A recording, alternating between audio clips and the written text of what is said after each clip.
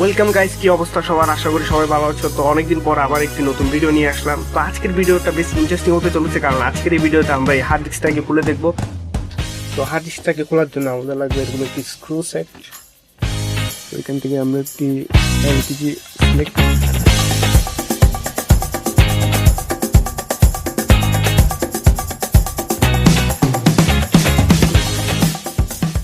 I think এটার ভিতরে একটা স্ক্রু আছে, স্পিকারটার ভিতরে একটা স্ক্রু আছে। তো আগে স্পিকার থেকে খোলা যাক।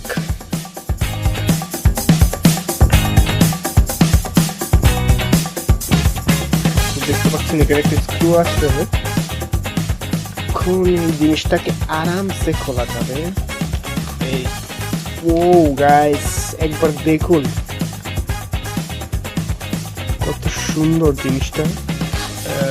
এটার ভিতরে সব ডেটা স্টোর থাকে এটাতে, মানে কি 1 টেরাবাইট 1000 জিবি ডেটা এটাতে স্টোর থাকে।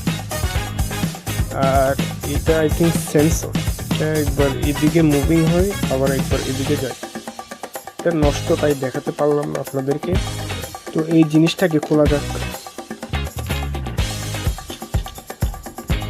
এটা পুরো একটা মিররের মতো, বাট এটাতে 1 টেরাবাইট ডেটা আছে এটাতে।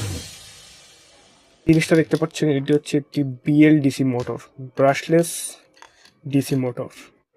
তো ভিডিওটি ভালো লাগলে একটি লাইক করে দিবেন এবং এমন ইন্টারেস্টিং ভিডিও পেতে চ্যানেলটিকে সাবস্ক্রাইব করে দিবেন।